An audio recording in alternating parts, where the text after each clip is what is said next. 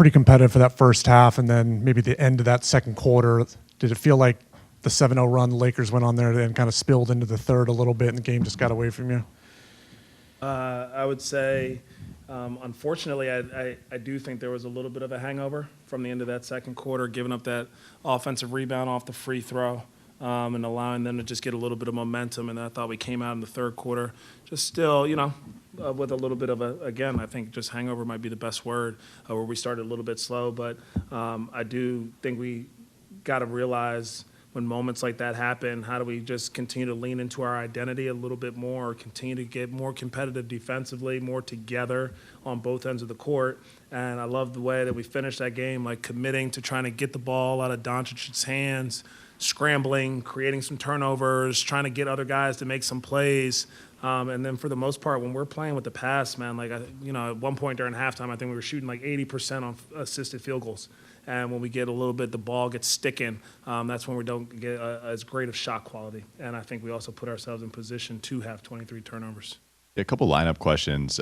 Looks like from what I can tell, that's the first time Musa has played over Ryan significantly more in terms of minutes. What went into that decision for the night? Yeah, I thought that, in our center field coverage, when Ryan was out there, their guards just were a little bit too comfortable. They were running some boom actions, with the stacked middle pick and roll, creating a little bit of confusion there with Ryan in center field. And like I said, just in some of their after actions, you felt like their ball handlers in center field are like keeping you on their back, like hostage dribble and cutting it back and just being a little bit too loose and casual. So having Moose out there allowed us to be a little bit more in a switching lineup and kind of keep the ball in front of them and have to give them a different look. And then we try to hit, I think, a couple times out of the red, and it just helps having, I think, Moose out there for the scramble purposes around the rim too.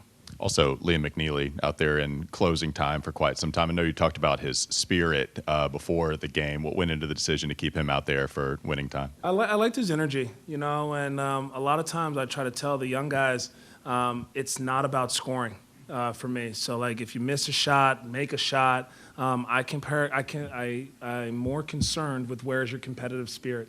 And I think that defensively, he was trying to do the right things, his physical steers. And, he picked up one early when I think he was trying to be physical on an off-ball screen. And stuff happens at that point. But I loved his intentionality to try to bring a little bit more of a physical force to the game.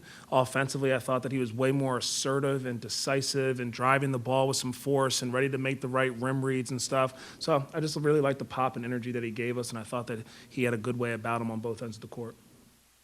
Talk about Con Knupp a little bit. 1 assist shy of a triple-double tonight. His ability to kind of find his spots and also rebound as a wing. Yeah, Con just continues to be Con, and he's growing every day. The matchups that he's getting to have defensively, the different coverages, he's able to expand his game on that end. And then offensively, he wants to mix it up in every possible facet and impact the game in every way he can. And that's rebounding, that's making the right plays for his teammates and for himself. And so proud of the contribution that he gave today. And when he plays like that, I think that he kind of helps himself and he helps our team as well. With Colin, with LaMelo out, what are you seeing from him running point guard for you guys and being a playmaker out there? Yeah, it was good for Colin to get back out there today. Love having his energy, his ability to get to the free throw line. I think he gets fouled, helps us sometime with our pace. And unfortunately, I think he picked up a couple fouls. I liked how some of the other lineups were going, but it was great to have him back out there, and I look forward to having him again for continued stretches because I do think when he's out there at the point guard, he brings another ball handling force. He brings a great energy defensively to kind of help us set a tone with intensity and physicality. You guys tried multiple attempts at shutting down Luka. I think you had Musa on him, you had James, you had Miles on him. How close were you, do you think, to figuring out the formula, or was that just a futile effort?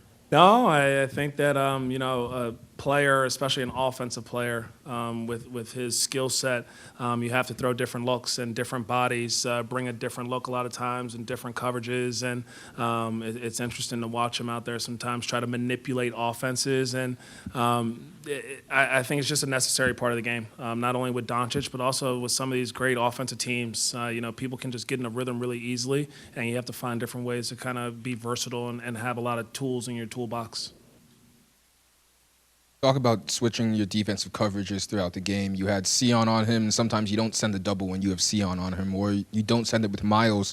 What's different about those guys as defenders where you feel like you don't need to maybe put 2 on the ball when they're on the court? Yeah, they're physical attributes. I think that their ability to understand tendencies and kind of force some tough contested jumpers at times. I think there was also a mindset sometimes like what is the spacing behind it or around it. If you think that you can get to some type of post double, then it's going to help your scramble situation of where all the bodies are. Then maybe you go to it. Also just a flow and a feel. If he's kind of shredded it a couple times or we committed a foul, like maybe you try to throw a little bit of a false look at it too. So a little bit of feel, a little bit of spacing, and a little bit of like what you said, who's the defender on him, and can that guy do a good enough job forcing him into a tough contested jumper?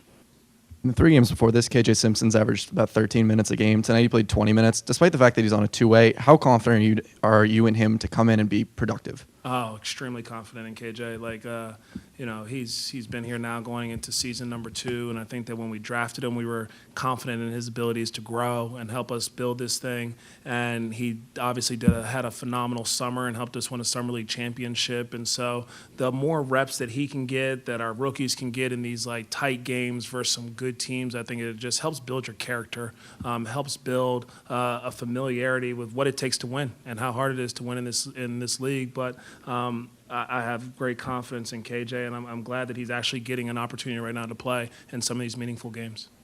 Charles, this draft class was brought in partially because you like their competitiveness, their winning spirit. How have you seen these guys kind of navigate a tough stretch in which they've been relied upon, and how is that helping you set the culture that you want here? Yeah, I think that what helps is they come in every day with a mindset to get better, and that's what we knew we were getting, like high character individuals that are focused on daily improvement. And they take some of these losses, obviously tough. They haven't lost as many games as they have so far here in this early season.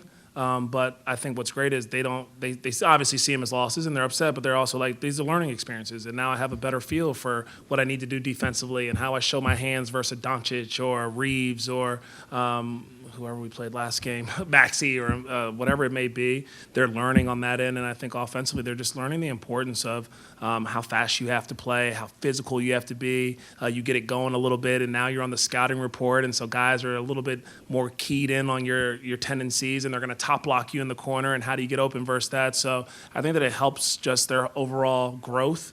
To be in some of these experiences, and they approach it with the right mindset. They don't get too down on themselves after losses. They don't get too high after wins. It's part of the journey, and they embrace every part of it, I think, optimistically and enthusiastically.